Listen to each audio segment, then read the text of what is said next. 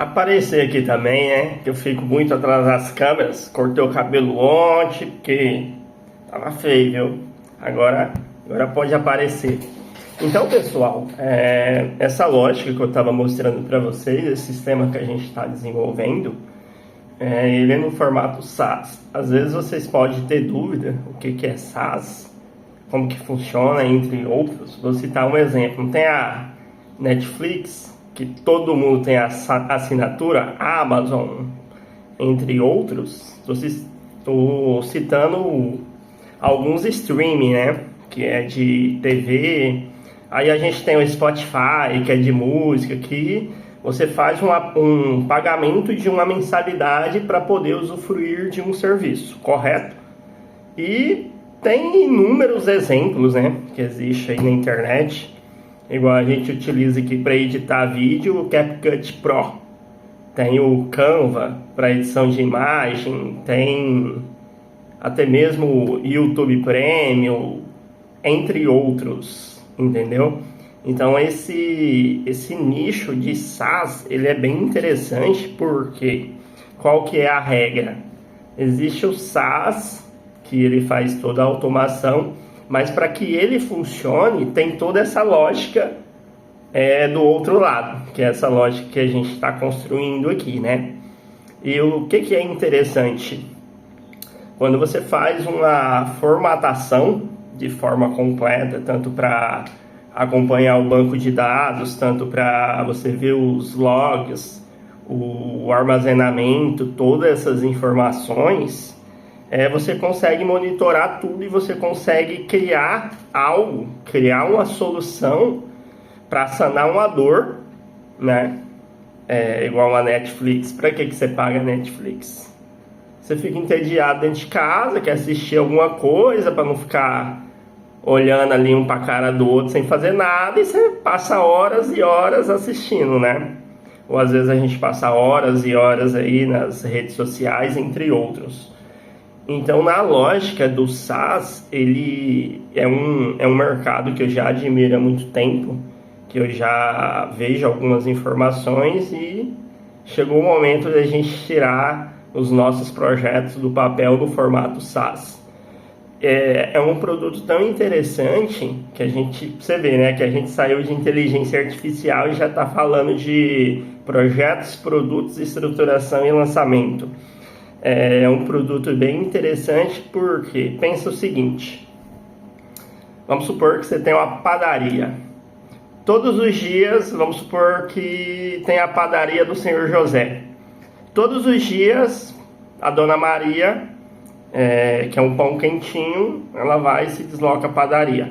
Mas tem vezes que a Dona Maria não vai fazer a compra daquele pão, entendeu? Então, o Seu José, ele não vai vender para a Dona Maria. E a Dona Maria, ela tem inúmeras opções que ela pode comprar, entendeu? Então, esse é um produto físico que tem diversas possibilidades. No formato SaaS, como é que funciona?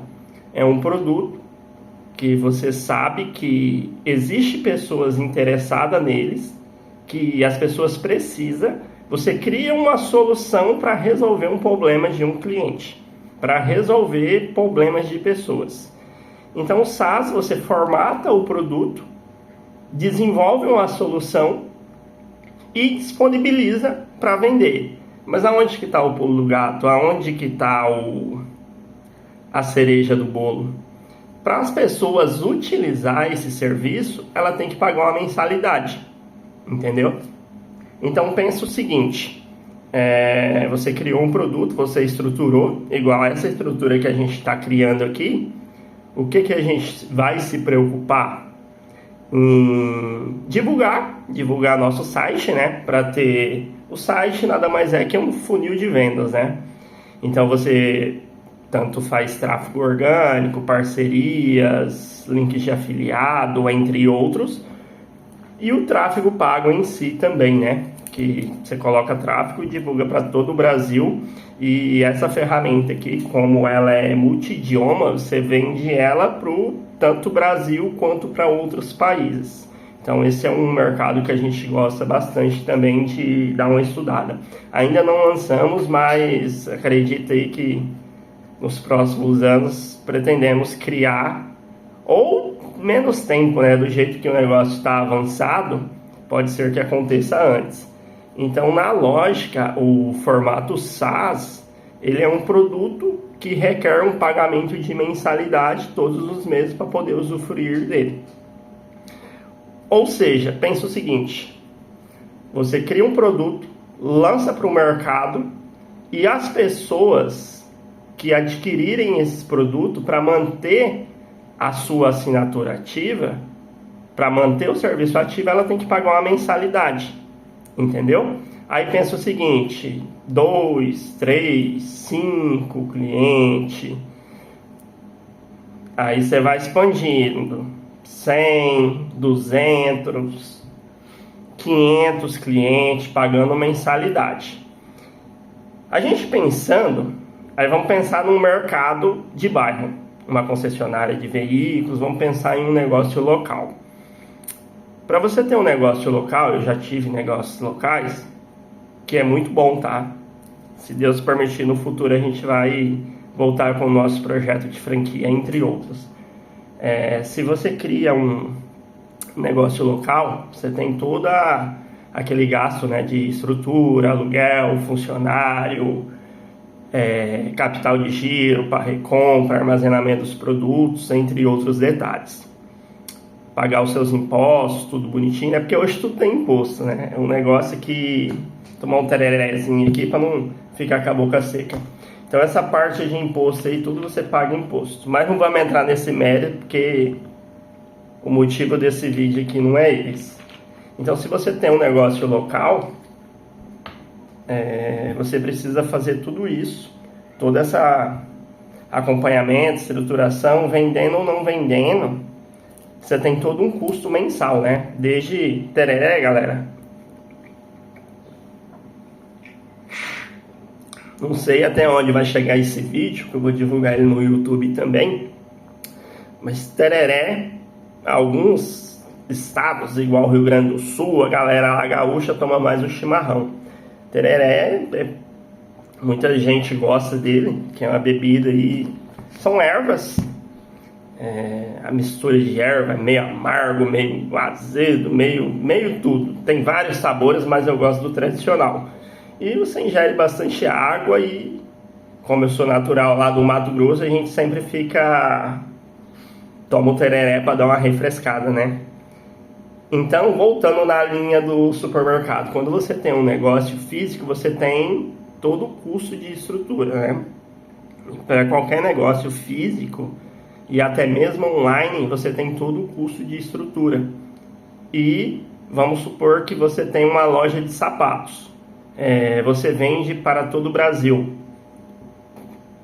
O cliente vai chegar até você por meio de WhatsApp, Facebook, se você tiver um site, uma landing page, divulgação, entre outros. E se você trabalha com envio, a pessoa faz uma compra, você embala o produto, se desloca até o correio e despacha o produto para o seu cliente. Então, o mercado físico, a padaria, qualquer nicho que você pensa, a lógica é a mesma, a estrutura é a mesma. Então, quando você fala de SaaS, você está falando de um mercado de produto digital, é um produto que não requer estoque. A sua estrutura, você pode começar com a estrutura mínima, você precisa ter conhecimento, né? Você precisa ter conhecimento, você precisa desenhar o projeto, mas às vezes você tem a ideia, mas você não tem você não sabe por onde começar. Então você pode contratar um profissional que vai te ajudar a desenvolver o seu projeto e vai te ajudar a tirar tudo do papel. E voltando nessa linha de SaaS, você cria o produto, divulga, vende e seus clientes vão pagar assinaturas. E para toda essa base de clientes que você tem, em vários cursos que eu já fiz, pagos, gratuito, faculdades, entre outros, palestras que eu assisti, fala bastante também para você vender, além de se preocupar em buscar novos clientes, você precisa vender mais para o mesmo cliente. Porque o custo de aquisição do cliente é menor, aquele cliente já é seu. Então você já pode oferecer mais produtos para ele. Então esse formato de SaaS, pensa o seguinte, vamos pensar no Brasil. Essa parte aqui eu estou falando de um sistema que vai conectar ao WhatsApp para fazer integrações. Tem um público específico que se interessa por essa tecnologia. Mas o SaaS, você pode criar um SaaS de qualquer área, de todos os jeitos que você imaginar. Então, pensando nessa estrutura aqui, ela está praticamente pronta. Essa é a segunda estrutura, tá? Eu já tenho outra que está rodando em paralelo, que a gente está fazendo algumas melhorias. Tem essa daqui. E a gente tem outras implementações que vai ser um combo multiproduto em formato de SaaS. Então, na lógica do SaaS você cria uma solução que vai funcionar de forma automática, porque o cliente compra o sistema, a lógica. Você não precisa ficar olhando, você não precisa ficar acompanhando, porque o sistema, ele permite o cliente fazer o cadastro, ele já faz todo o acompanhamento, se venceu, ele cobra, se não pagou, ele suspende. E se o cliente tem interesse, ele recompra e é reativado as informações de forma automática. Ou seja, roda tudo no piloto automático, entendeu? Aí pensa o seguinte, você está criando uma solução que você vai lançar para o mercado, que é ilimitado o público que você pode atingir. Você vai lançar essa solução para o Brasil todo. Vai ter diversas estratégias de divulgação aí para atrair clientes. E você vai ter clientes pagando mensalidade. Aí pensa o seguinte, vamos supor que você tem um sistema aí, um exemplo, você fala, olha, a Netflix, quantas pessoas pagam Netflix?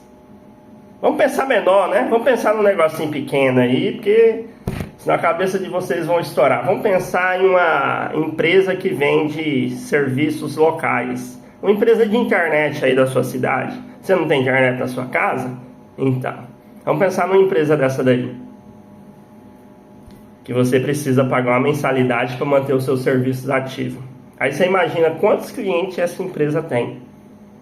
Que para ter a internet dentro de casa todos os meses é necessidade básica, né? É igual o arroz e o feijão. Se não tiver internet em casa, o pessoal fica doido. Porque como que vai assistir a Netflix? Então, tipo assim, vamos pensar numa empresa de internet. Tá entendendo? Essa é a lógica.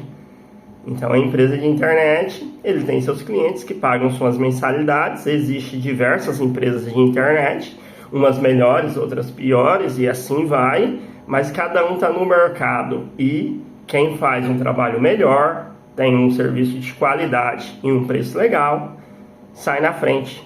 E outra coisa, a internet, ela é cabeada, né? Não é em todos os lugares que aquela mesma internet consegue atingir.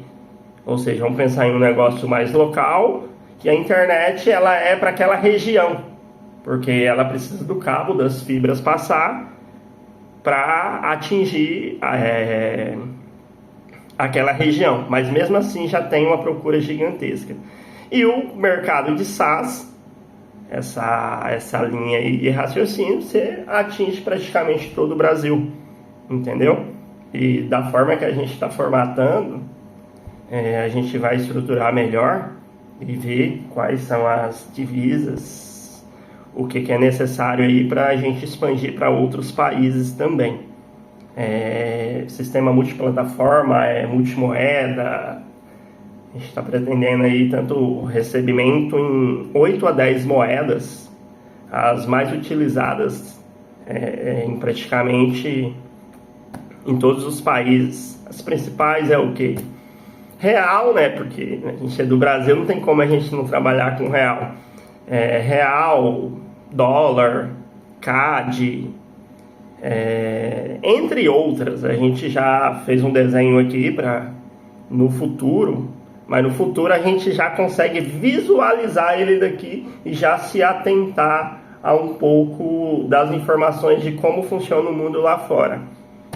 Então a gente já sabe quais são as moedas mais utilizadas em diversos países, qual que é o público que gosta mais desse produto, e é isso, galera, é isso.